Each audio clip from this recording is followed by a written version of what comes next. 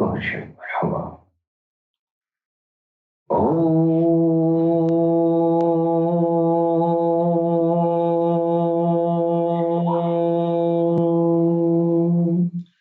श्री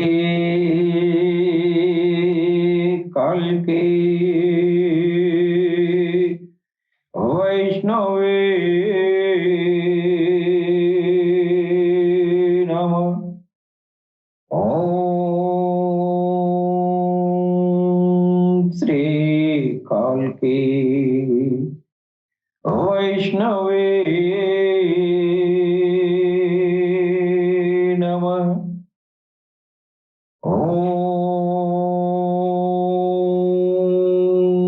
श्री कल्की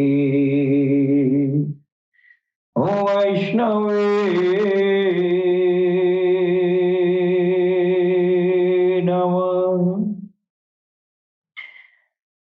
तेजोसि तेजो महिधे वीर्यमसि वीर्यमहिधे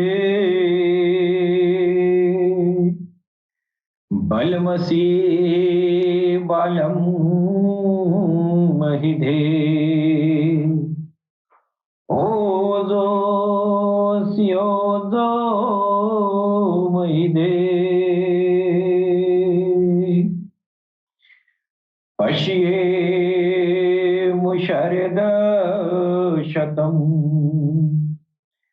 जीवेमुशरद शतम् शृणुयामुशरद शतम् प्रब्रुवामुशरद शतम् अधिनाहस्यामुशरद शतम्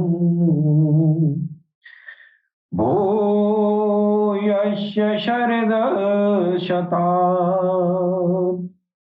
ॐ शं नो मित्र शं वरुणः शं नो भवत्वर्यमा शं नो इन्द्रो बृहस्पतिः शं नो विष्णुरुक्रमः।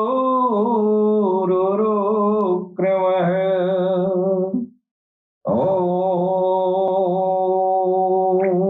शान्ति शान्ति शान्तिः। ॐ पूर्णमदः पूर्णमिदं पूर्णात् पूर्णमुदच्यते पूर्णस्य पूर्णमादाय पूर्णमेवावशिष्यते। ॐ शान्तिः शान्तिः शान्तिः। वक्रतुंड महाकाय सूर्यकोटि समप्रभ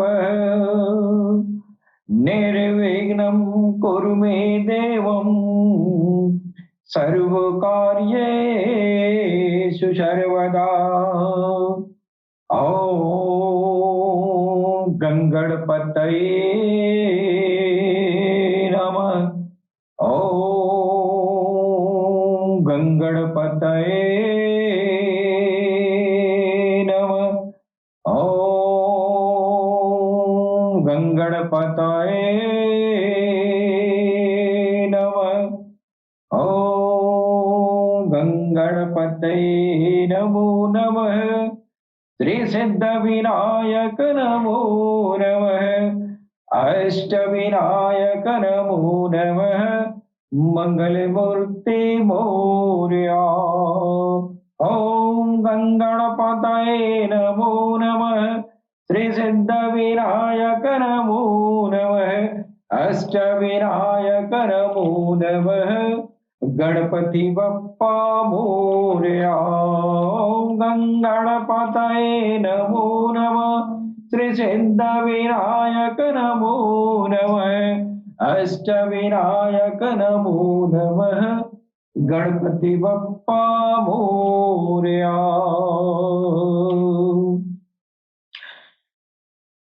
नमामि शमीशान निर्वाण रूपम। नमामि शमीशान निर्वाण रूपम। विभुं व्यापकं ब्रह्म वेद स्वरूपम। निजम निर्गुणं निर्विकल्पं निहीनं। निजम निर्गुणं निर्विकल्पं निरीहं। चिदाकाशमाकाश वासं भजेऽहं। निराकार मोकार मूलं तुरीयं। निराकार मोकार मूलं तुरीयं। गिरा ज्ञान गोतीत मीशं गिरीशं। नमामि शमीशान निर्वाण रूपम। विभुं व्यापकं ब्रह्म वेद स्वरूपम। करालं महाकाल कालं कृपालं। करालं महाकाले कालं कृपालं। गुणासार संसार पारं नतोऽहं। तुषारादृशंकाय गौरं गंभीरं। तुषारादृशंकाश गौरं गंभीरं। मनोभूत कोटि प्रभाश्री शरीरं। स्फुरन्नमौली कल्लोली चारुगंगा। स्फुरन्नमौली कल्लोलिनी चारुगंगा। लसे बदालवालेन्दु कंठे भुजंगा। चलत कुंडलं शुभ्र नेत्रं विशालं। चलत कुंडलं शुभ्र नेत्रं विशालं। प्रसन्ननयनं नीलकंठं दयालं। मृगाधीश चर्मांबरं मुंडमालं। मृगाधीश चर्मांबरं मंगमालं। प्रियं शंकरं सर्वनाथं भजामि। प्रचंडं प्रकष्ठं प्रगल्भं परेशं। प्रचंडं प्रकष्ठं प्रगल्भं परेशं। अखंडं अजं भानु कोटि प्रकाशं। त्रैशूल निर्मूल नं शूलपाणिं। भजेड भजेड भवानी पतिं भावगम्यं। कलावीत कल्याण कल्पांतकारी। कलावीत कल्याण कल्पांतकारी। सदा सच्चिदानंद दाता पुरारे। चिदानंद संदोह मोहापहारी, चिदानंद संदोह मोहापहारी। प्रसीद प्रसीद प्रभो मन्मथारी, नयावद उमानाथ पादारविंदम, नयावद उमानाथ पादारविंदम। भजन्ति लोके परे वा नारायणाम्, न तावद सुखं शांति संतापनाशं, न तावद सुखं शांति संतापनाशं। प्रसीद प्रभो सर्व भूतादिवासं, न जानम योगम जपम नैव पूजा, न जानम योगम जपम नैव पूजा।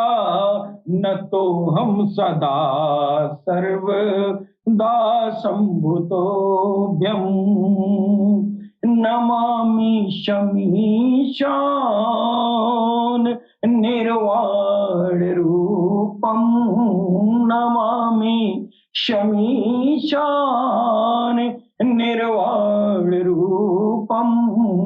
विभुं व्यापकं ब्रह्मा वेद स्वरूपम, जरा जन्म दुःखद तातप्यमानं, जरा जन्म दुःखद तातप्यमानं।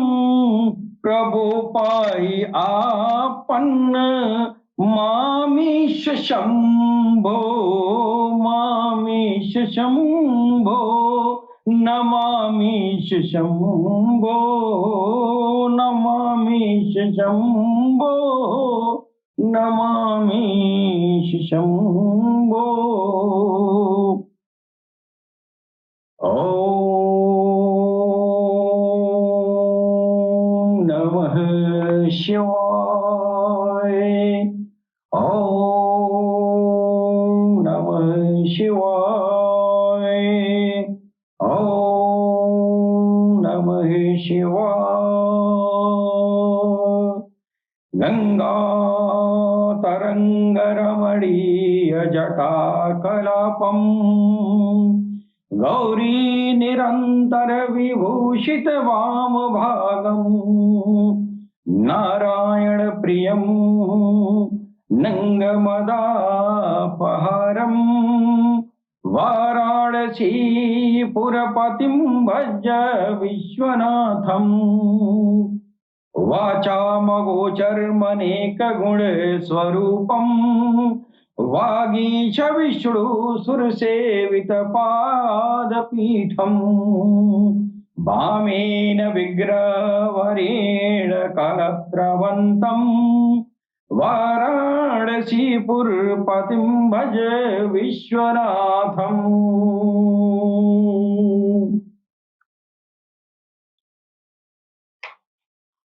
ओम नमः शिवाय, ओम नमः शिवाय, ओम नमः शिवाय।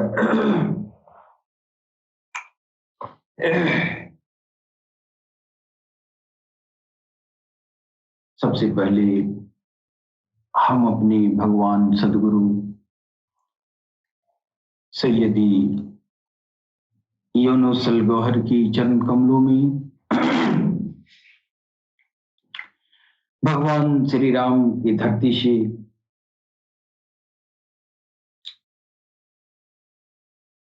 भगवान विश्वनाथ की धरती से मैं अपने भगवान सदगुरु के चरणों में कोटि कोटि नमन करता हूं। तत्पश्चात हमारे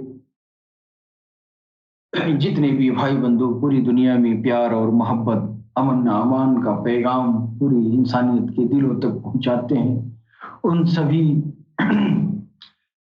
दिव्य आत्माओं को मैं सर नवाकर प्रणाम करता हूं।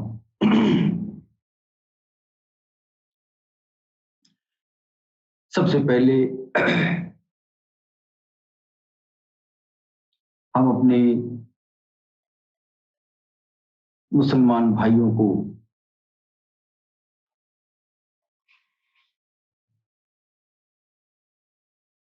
इस पवित्र ईद उल फितर के त्योहार को, इस पुनीत त्योहार को, इस पुनीत अवसर पर मैं अपने सभी मुसलमान भाई बंधुओं को ईद की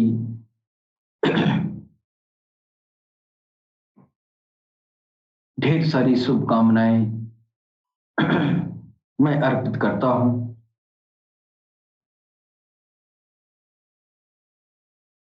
हम हिंदू, मुसलमान, सिख, ईसाई, हम सब आपस में भाई भाई हैं, हम सब इंसान हैं। हिंदू और मुसलमान बनने के पहले इसलिए इंसानियत की प्राथमिकता हर समुदाय में, हर मजहब में होनी चाहिए। पहले हम इंसान हैं, उसके बाद से हिंदू हैं या मुसलमान हैं। किसी ने कहा है, बेदिली को चलो दिल से निकाला जाए, बेदिली को चलो दिल से निकाला जाए, फिर से किसी ख्वाब को पलकों में संभाला जाए। बेदिली को चलो दिल से निकाला जाए, फिर से किसी ख्वाब को पलकों में सजाया जाए। कितनी मुर्दा दिल हो गई है जिंदगी सबकी, कितनी मुर्दा दिल हो गई है जिंदगी सबकी, नातवानों के दिल में फिक्र को डाला जाए। वाह वाह। आओ अपनी जरूरतों को मुख्तसर कर लें, आओ हम अपनी जरूरतों को मुख्तसर कर लें, कोई रूखा ही सही पर उन तक निवाला जाए। वाह। आग नफरत की झोपड़ों को जला डालेगी, आग नफरत की झोपड़ों को जला डालेगी, रख मोहब्बत की शमा दिल तक उजाला जाए। क्या बात। बन गए हैं क्या पल के हिंदू और मुसलमान, हम बन गए हैं पल के, यानी पालन पोषण जो मेरा हुआ है, बन गए हैं पल के हिंदू और मुसलमान हम, अब से बच्चों में सिर्फ इंसान को पाला जाए। वाह।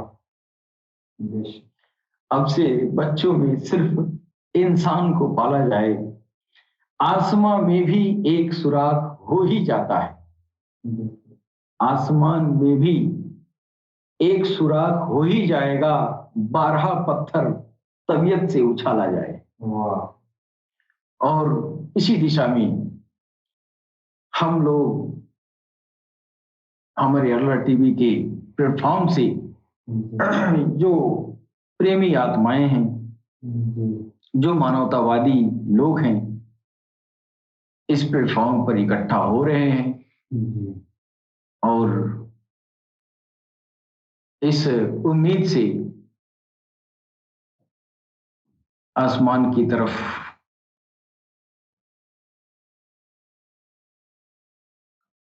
तबीयत से पत्थर उछाला जा रहा है। यानी पूरी दुनिया में प्यार, अमन, अमान और मोहब्बत का चिराग रोशन करना या आसमान में पत्थर, आसमान में सुराख करने के मानिंद है। और यह काम देखने में तो लगता है कि दुनिया में ये आपसी धर्म संघर्षों का उन्मूलन नहीं किया जा सकता है, लेकिन अब वो दौर आ चुका है अब वो दौर जो है आखिरी जमाने में जिस मसाया को आना था इस धरती पर,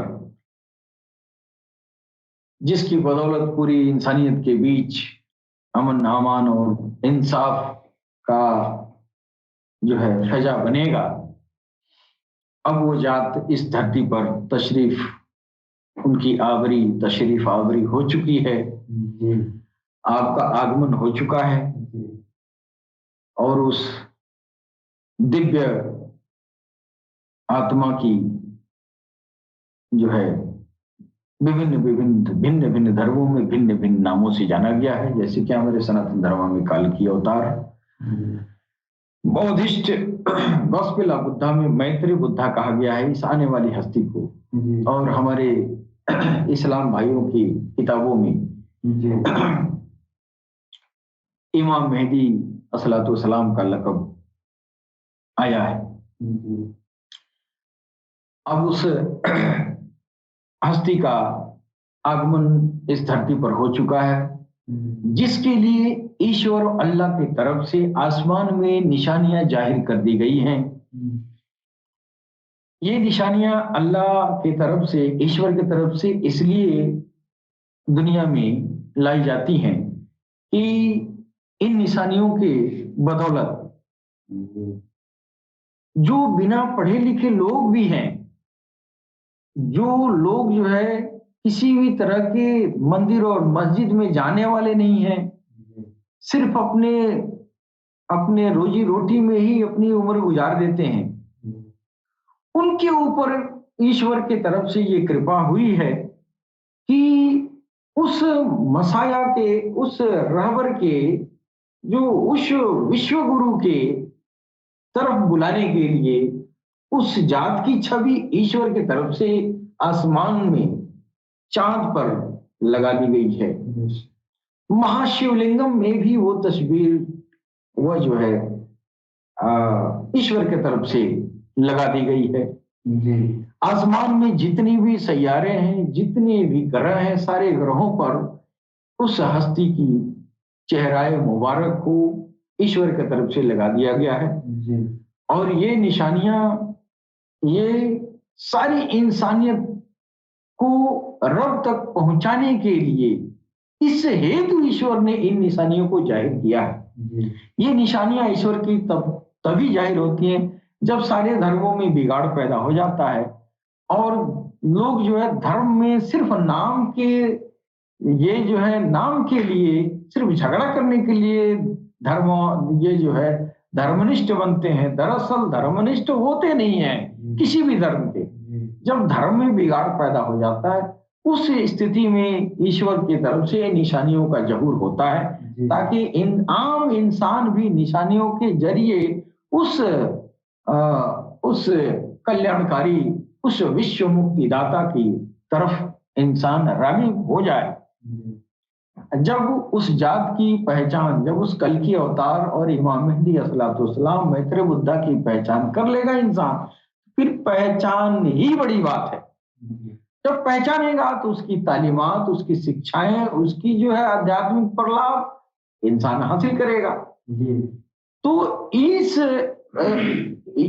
काल की अवतार और मेहदी मसाया के तरफ इनकी तालीमातों को ग्रहण करने के लिए, इनकी आध्यात्मिक प्रलाप को ग्रहण कराने के लिए ईश्वर की तरफ से निशानियां जो है जाहिर कर दी गई हैं। तो अब ये जो है चांद में ये जो निशानी आई है, इन निशानी के बारे में ये जो है सारे धर्मों में जो है इन निशानियों के बारे में ये चर्चा आया है। चांद में इसलिए जो है ये ईश्वर ने निशानी बनाया है, अपनी निशानी इसलिए बनाया है कि चांद न हिंदू है न मुसलमान है। चांद की महत्ता जितना हिंदू में है उतना ही महत्ता मुसलमान में है। लिहाजा जो है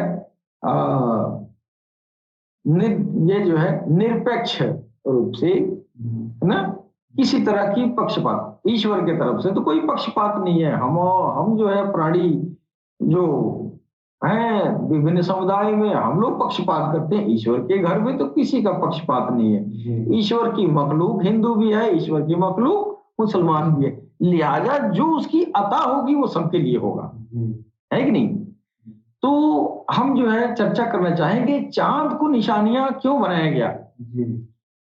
चांद को, चांद ने, ये चांद में अल्लाह और ईश्वर ने अपनी निशानी क्यों बनाया है? चांद की तरफ जो है इंसानियत जो है, चांद में बड़ी राज छुपा हुआ है, और वो राज जो है इतना बड़ा राज है कि वो बयान उसको समझते बुझते है नहीं, उसको जो है उस राज को आश्कार करते करते एक मुद्दत गुजर गया, है कि नहीं? और दिन प्रतिदिन उस चांद पर जो है राज एक एक खुलते जाते हैं, है कि नहीं? और पता नहीं कितना राज उस चांद में छुपा हुआ है।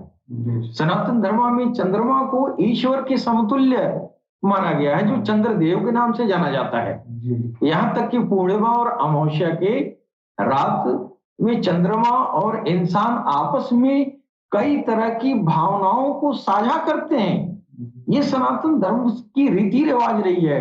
वो चांद क्या है जो अपनी भावनाओं को, चांद से अपनी भावनाओं को इंसान साझा करता आया है। हिंदू धर्म में चांद को सोम के रूप में भी जाना जाता है।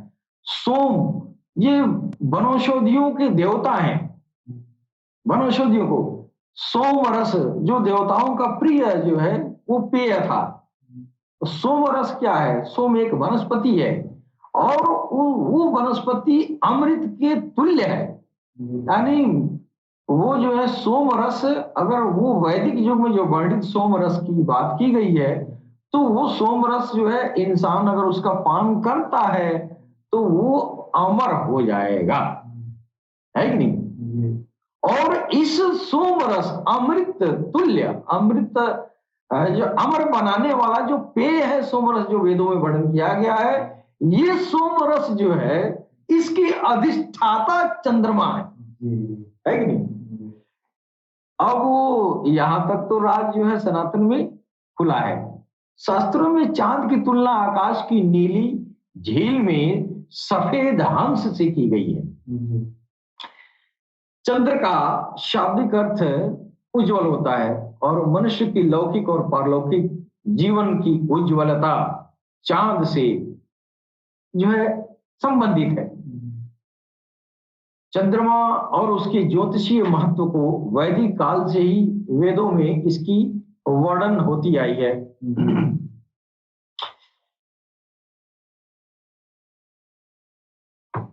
अब ये जो है चांद के बारे में अब तमाम सारे बहुत सारे ये साहित्यकार, बहुत सारे जो है वो ये वैज्ञानिकों के लिए ये बड़ा ये राजदार चीज रहा है, बहुत कौतूहल का विषय भी रहा है। चांद सिर्फ एक ग्रह ही नहीं है, चांद मानव जीवन की गहराई तक रचा बसा है। चांद जो है सिर्फ एक ईंट और पत्थर का, कंकड़ पत्थर का वो जो है वो जगह नहीं है, वह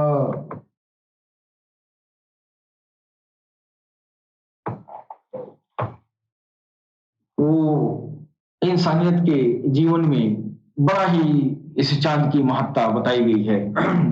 बचपन से ही हम चांद को चंदा मामा के नाम से जानते हैं, और जो है हर बच्चा जो है, और जब वो बाल्यावस्था रहता है चांद उसको बड़ा प्यारा लगता है कि नहीं?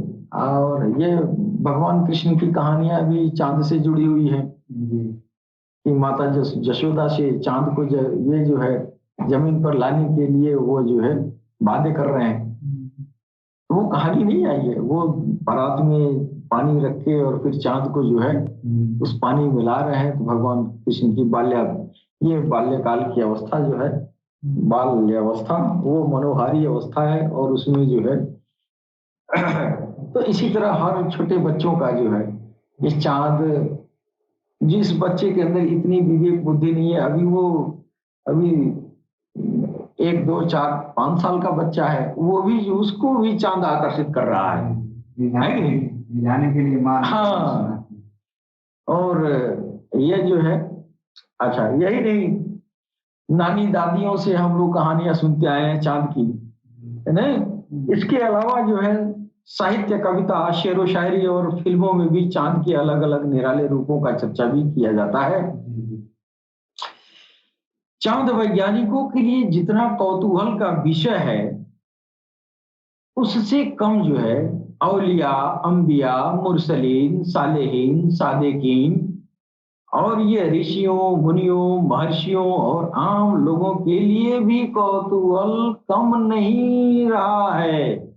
जितना कौतूहल वैज्ञानिकों को चांद को लेके है, उतना ही कौतूहल जो है ये बड़ी बड़ी ऋषि, महर्षि, ये औलिया, अंबिया, मुरसलीन, सालेहीन, सादिकीन, ये तमाम जो बुजुर्ग गुजरे हैं, ऋषि, महर्षि, ये जो है सबके लिए चांद कौतूहल का विषय बना रहा है। ये चांद है क्या? ये चांद इतनी महत्वपूर्ण चीज है कि इसका अंत जो है, सब लोगों ने चांद से जुड़ा है। हर वर्ग के इंसानियत चांद से जुड़ी है। यहाँ तक कि भगवान श्री कृष्ण का जो है शरद पूर्णिमा की रास लीला भी चांदनी रात से संबंधित है। आखिर वो चांद है क्या? साहित्यकारों ने जहां चांद के लिए कई उपमाओं का उपयोग किया, वहीं चांद शायरों की डायरी का वो पन्ना है जिस पर महबूब की शक्ल सूरत से लेकर तन्हाई तक के किस्से लिखे जाते हैं। लेखकों का सबसे पसंदीदा बिंब है चांद, जिसकी प्रेरणा से कितनी ही खूबसूरत गजलें लिखी गई हैं और लिखी जाती रहेंगी। चांद प्यार, मोहब्बत से लेकर धार्मिक सौहार्द का प्रतीक भी है। जब से ये हमारी संस्कृति है, तभी से चांद मानव जीवन का अभिन्न अंग रहा है। शरद पूर्णिमा का चांद भगवान कृष्ण की रास लीला है, तो ईद का चांद मोहम्मद रसूलुल्लाह की आंखों का ठंडक है। चांद इमामुल अंबिया के मोजजों का मरकज है। चांद ईश्वर के करिश्मों का मरकज है। चांद अल्लाह की निशानी है। चांद मैत्रे, मेहदी, मसाया, कल की अवतार की गवाही है। सारे आलम के हुस्न का बाइस है चांद। दुनिया का हर आशिक के अपने महबूबों का हुस्नो इश्क इसी चांद के सदका वो तुफैल। ये चांद जो है इतनी महत्वपूर्ण चीज है। जब सरकार गौहर शाही ने ये जो ईश्वर धर्म नाम की जो किताब लिखी है, जब ये किताब जब पूर्ण होने लगा तो सरकार ने फरमाया कि ये बजाय ये जिक्र कल्ब जो हृदय का सिमरन इंसानियत के दिलों तक जो है पहुंचाया जाता है, तो सरकार ने कहा कि अब बजाय इसके कि तुम लोग जो है इन निशानियों का प्रचार प्रसार, ये जो है जिक्र कल्ब जो दे रहे हो, बजाय इसके तुम लोग जो है अब चांद पर जो निशानियां ईश्वर के तरफ से प्रकट हुई हैं, इन निशानियों का जो है प्रचार प्रसार किया जाए। ये निशानियां चांद के अल्लाह की तरफ से, ईश्वर की तरफ से जो निशानियां दिखाई जा रही हैं, वो निशानियां जो है इतनी महत्वपूर्ण है कि अगर किसी का दिल उसके रब के नाम से जारी भी हो गया और इन निशानियों पर जो है एतबार उसको नहीं हुआ, इन निशानियों पर उसका जो है विश्वास नहीं हुआ, वो स्वीकार नहीं कर रहा है, तो उसके जिक्र चलने के बावजूद भी मात्र ख्याल भी आ जाएगा कि नहीं चांद में कोई चेहरा नहीं है, या चांद में जो चेहरा सरकार गौहर शाही की है, इस चेहरे को वो इनकार करता हो देख कर भी, हाँ चेहरा तो जाहिर है सारी दुनिया देख रही है, लेकिन वो चांद को देखकर इनकार कर गया और उसका जिक्र, उसका सिमरन, उसका जो है अखंड संकीर्तन अगर जारी भी है तो ख्याल मात्र से कि चांद में कोई निशानी नहीं है, इस ख्याल मात्र से उसकी दिल की धड़कने, उसकी जो हृदय सिमरन अखंड संकीर्तन या जिक्र कल्ब है वो बंद हो जाए। ये सरकार ने फरमाया है। और जिसका जिक्र नहीं चला, जिसके हृदय का सिमरन नहीं चला, जिसके हृदय में यह अखंड संकीर्तन नहीं हो रहा है, अगर इन निशानियों को तस्लीम करता है, इन निशानियों पर ईमान ले आता है, तो उसके तुफैल, उसकी बदौलत, इस ईमान के बदौलत ईश्वर उसके जिक्र कल्ब को भी जारी कर देगा, उसके दिल में ये जो है अखंड संकीर्तन भी जारी कर देगा। ये निशानियां इतने महत्वपूर्ण हैं। चांद पर जो सूरत मुबारका, जो सरकार की जो वो जो है प्यारी सूरत जो नजर आ रही है सरकार की, ये ईश्वर की तरफ से है, ये अल्लाह की निशानी है। हाजिर, अब ये तो आसमान में ही है।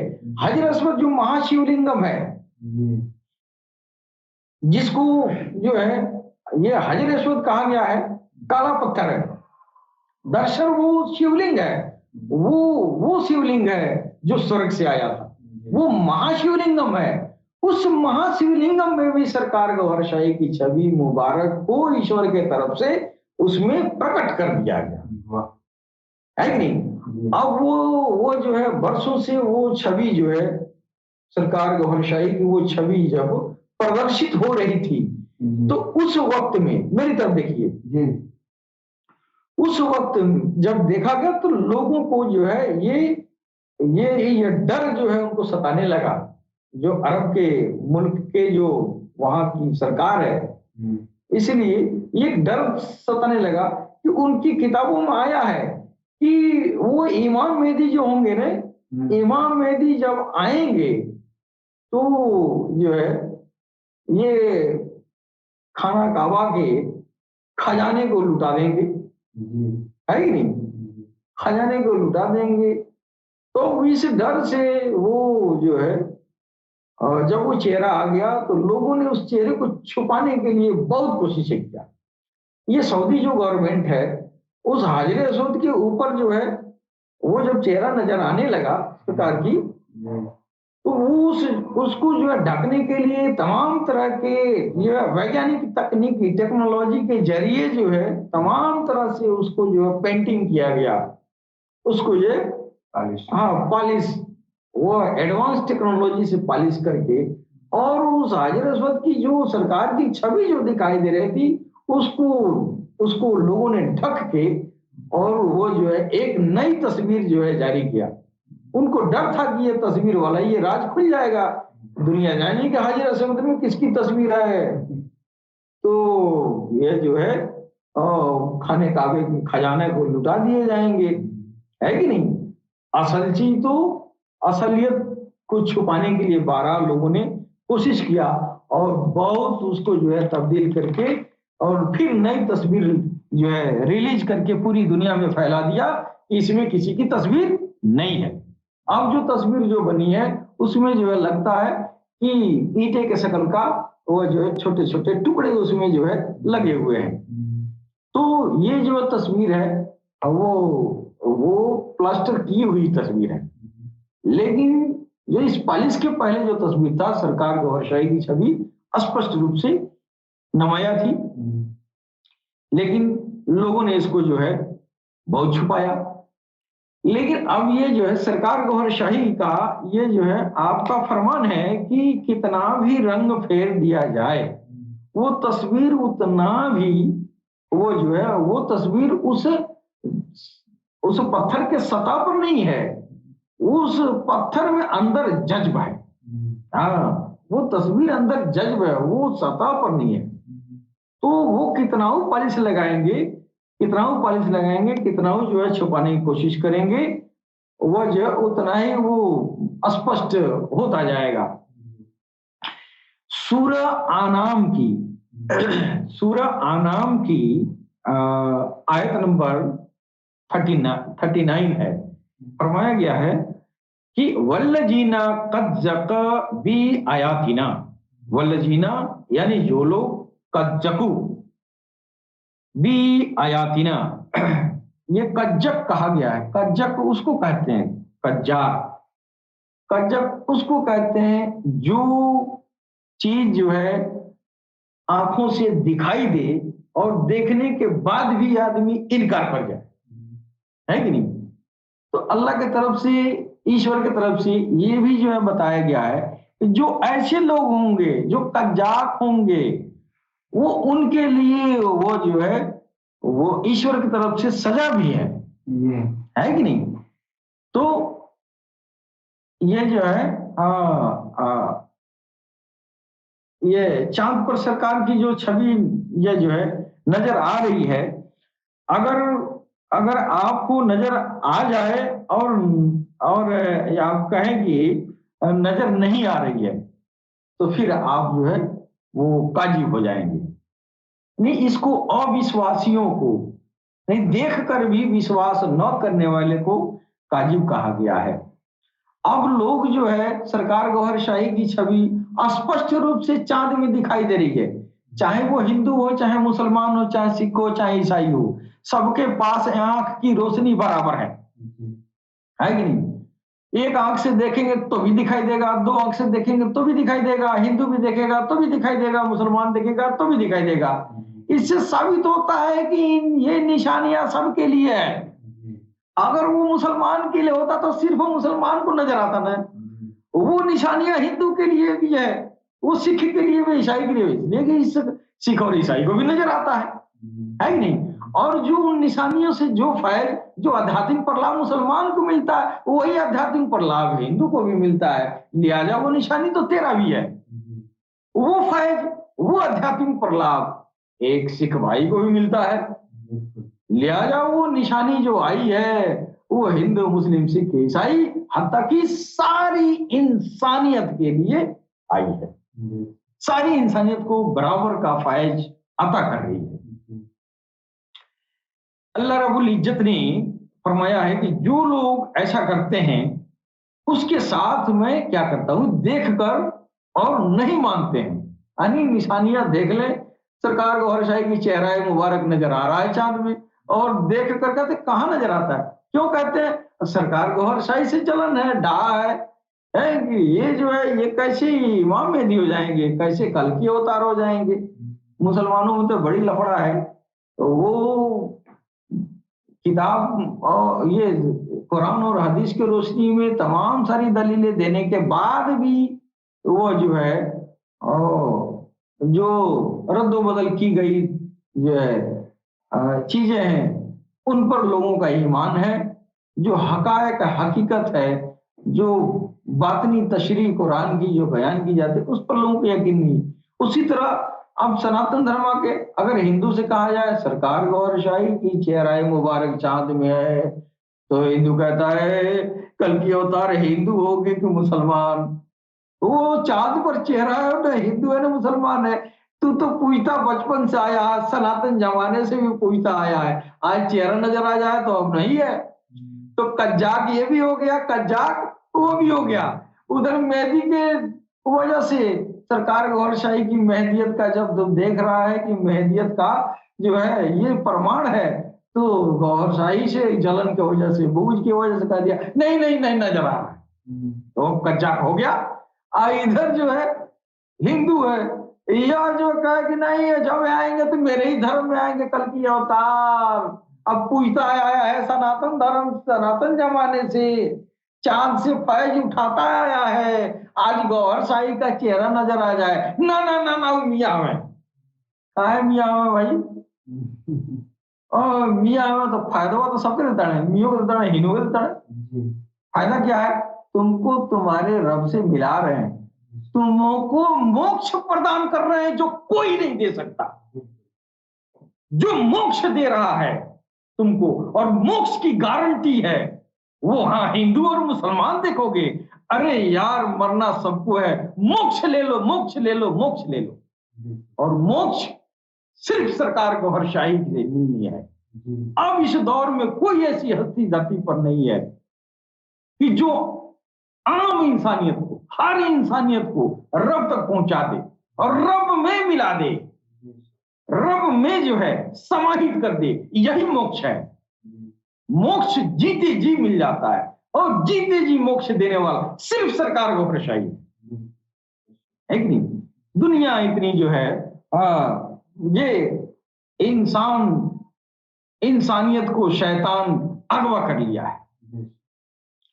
तो अल्लाह रब्बुल इज्जत ने फरमाया है कि जो लोग ऐसा करते हैं तो उसके साथ मैं क्या करता हूं, वल्लजीना कज्जबू भी आयातिना, जो लोग हमारी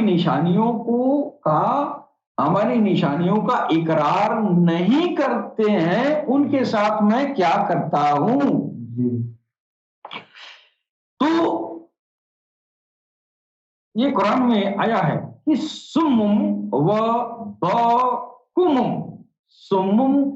बकुमुम फी जुलेमात, यानी वो जो है अंधे और बहरे और जुल्मतों में डूबे हुए हैं। इन निशानियों के इनकार करने से नुकसान क्या होगा कि वो जो अंदर की बसीरत है, यानी देखने की अंदर की जो ये ताकत है, वो बसीरत और वो समात वो जुल्मत से भर गई है। यानी आप जो है बातिन आंख और बातिन कान सब कुछ छीन लेगा, सबके ऊपर जुल्मत भर देगा। जुल्मत से भर गई। अब न अंदर की सुनने की सलाहियत आपके पास रही और न देखने की सलाहियत आपके पास रही। और सुनने की सलाहियत क्या है, ये जिक्र हो रहा है बातनी आंख का और बातनी कान का। आपने सुना होगा जो मुकद्दस रातें होती हैं, मुकद्दस रातें हिंदू में भी होता है, मुसलमान में भी होता है मुकद्दस रातें। और ये जो है ये रातें क्यों मुकद्दस बनाई गई हैं, उन रातों में ईश्वर की तरफ से खास तरह के आकाशवाणियां होती रही हैं। अब वो आपकी बातनी समात जो है छीन ली गई है, लिहाजा जो है वो शिवरात्रि की रात जो ईश्वर की तरफ से आकाशवाणियां होती हैं वो हिंदू सुन नहीं पाता है, उसकी बातनी समात छीन ली गई है। क्यों? तो ईश्वर की निशानियों को देखते हुए भी ठुकराता आया है। और वही जो है ये ताकरातें भी मुसलमान भाइयों में भी आती हैं, जिसमें जिब्राइल की आवाजें आती हैं और वो आवाजें वही सुन पाएंगे जिसकी बातनी कान जो है खुला होगा, वो देख सकता है। ये मनादी, ये ऐलानात जो जिब्राइल इस्लाम के द्वारा होता है। सनातन धर्म में भी है, हिंदुओं में वो शिवरात्रि की जो रात होती है, लोग कहते हैं सारी रात जागरण करो, भगवान की खास कृपा बरसती है। और जिनकी बातनी आंखें रोशन होती हैं उनको नजारे नजर आते हैं, उनको जिब्राइल की भी आवाजें आती हैं, उनकी आकाशवाणियां भी उनको सुनाई देती है। लेकिन ईश्वर ने किसी को बहरा बना दे और गूंगा बना दे तो फिर जितने चाहे जिब्राइल की आवाज आए, जितनी भी आकाशवाणियां हों, तो उसको जो है सुनाई नहीं देगा। तो अल्लाह की निशानियों को झुठलाने का जो सजा है वो इसी दुनिया में यहीं पर आपकी बातनी आंख और कान की बसीरत छीन लेता है कि नहीं? हाँ, मैसर में कर्म फल दिवस के दिन जो हिसाब करेगा तो वो तो करेगा, वो तो वहां होगा, लेकिन जिंदगी में ही तेरा जो बातनी वो जो है वो समात है, बसीरत है, वो सब गायब हो जाएगा। जैसे हमारे सनातन धर्म में थर्ड आइज की बड़ी हलचल लोगों ने किया है। थर्ड आइज क्या है, तीसरी आंख, चौथी आंख, ये क्या है? वो क्या है? वो बातनी बसीरत है। तो वो सब चीजें जो है जब आप जो है जाहिर में ईश्वर के निशानियों को ठुकरा देंगे तो वो बातिन छिल लेगा, है कि नहीं? जीते जी आपको ये सजा मिलनी है। और फिर अल्लाह ने फरमाया है आगे कि मयशा अल्लाहु युदलिल हु, कि और अल्लाह ताला जिसको चाहे इस तरह गुमराह कर दे। और फिर फरमाया व मयशा यज अल्लाहु अला सिराते मुस्तकीम, और जिसको चाहे सिराते मुस्तकीम पर गामजन कर दे। ये अल्लाह की मर्जी है, ईश्वर की मर्जी है। तो ये अल्लाह की निशानी है, ये बड़ी ही महत्वपूर्ण है और इसको हिंदू, मुसलमान, सिख, ईसाई सबको सुननी चाहिए। एक वक्त सरकार गौहर शाही ने फरमाया जो अल्लाह की निशानी होती है ये मार्शल लॉ का दर्जा रखती है। जब किसी मुल्क में मार्शल लॉ का फौज लगाती है तो जो सिविलियन लॉ होती है वो सस्पेंड हो जाती है। इसी तरह जब ईश्वर की निशानियां होती हैं, जो मजहब का लॉ है वो सस्पेंड हो जाता है। और इन निशानियों की खूबी यह है कि आदमी मजहब के तरफ से जाता है तो बड़ी मशक्कत करने के बाद उसके अंदर बहुत मुश्किलात हैं, बड़ी कायदे कानून हैं। तो ये जो है मजहब पे चलते हुए कुछ हासिल कर लेना, ये जो है जब नामुमकिन हो जाएगा उस दौर में ये निशानियां जो है उसको रब तक पहुंचाती है कि नहीं। अब आप देखें ईश्वर की निशानियां की कितनी जरूरत है इस समय। आप कितना पूजा पाठ अनुष्ठान आराधना साधना या जो है आप इबादत जियारत और रोजा नमाज ज़कात हज जो भी अरकान धर्म के हैं सब कर रहे हैं। रब तो मिलना दूर, रब से जुड़ भी नहीं पा रहे हैं, रब से जुड़ भी नहीं पा रहे हैं। अब आज की जरूरत है इन निशानियों की, इंसानियत को आज की इतना जरूरत कितनी है। आज कोई सनातन धर्म का ऋषि महर्षि जंगल में जाकर तपस्या कर रहा है, आज जंगल में जाके पहाड़ों में जाके राम राम कर रहा है। कहानियां एक दो सुना सुना के और ये जो है अपने को संतुष्ट कर लिया जाता है कि आज भी ऋषि महर्षि ये जो है जंगल में तपस्या कर रहे हैं। अच्छा कर तो रहे हैं, तुम क्यों नहीं कर रहा है? ऋषि महर्षि कर रहे हैं, खाली गीत गाओगे कि तुम भी करोगे? करना तो सबको चाहिए ना। तुम जा ही नहीं सकते, क्यों नहीं जा सकते? मर जाओगे अब वो एटमॉस्फियर आ ही नहीं है कि तुम पहाड़ों और कंदराओं में जाके बैठ के राम राम राम राम राम राम करो। अगर कर सको तो करो, लेकिन कर नहीं पाएगा, ये नामुमकिन है। क्यों? तो आपका एडॉप्टेशन, आपका अनुकूलन, आपका एयर कंडीशन हो गया। अब धूप में तो 2 मिनट खड़ा ही नहीं हो सकते थे, जंगल में आप 10 दिन तो गुजार ही नहीं पाएंगे, है कि नहीं? तो रब के पास जाने का हक सबका है? सबका फर्ज है ना भगवान से मिलना। अब साधु बाबा खाली राम राम कर रहे हैं तो साधु बाबा के साधना से सबका कल्याण हो जाएगा? नहीं हो जाएगा। या साधु बाबा आधवा किए अभी तो भगवान मिला नहीं, तब तक बहरिया के चले आते हैं और जोड़ा झापा बढ़ा के लोगों का आशीर्वाद से नहीं शुरू कर देते हैं। कहा तो जातो का लड़का हो जाता है, मुकदमा जो जाता है, खेती बाड़ी सब हो जाता, यह कल्याण होगा। अरे तू भगवान से मिलने के लिए गया, तो मिला ही नहीं, हमको देश दुनिया में लोग लेकर बजा रहा है, यही आशीर्वाद दे रहा है। अगर ये कहता आओ मैं तेरे को रब से मिलाता हूं, तब न होती बड़ी बात, ये न होती बड़ी बात। अब इस दौर में कोई भी धर्म के रास्ते पर चल के रब तक वसल तक यानी रब ईश्वर अल्लाह अंदर आ नहीं सकता। क्यों? अब आपको जंगल झाड़ी रोजा नमाज पूजा पाठ अनुष्ठान के जरिए आपकी तहारत नहीं हो सकती।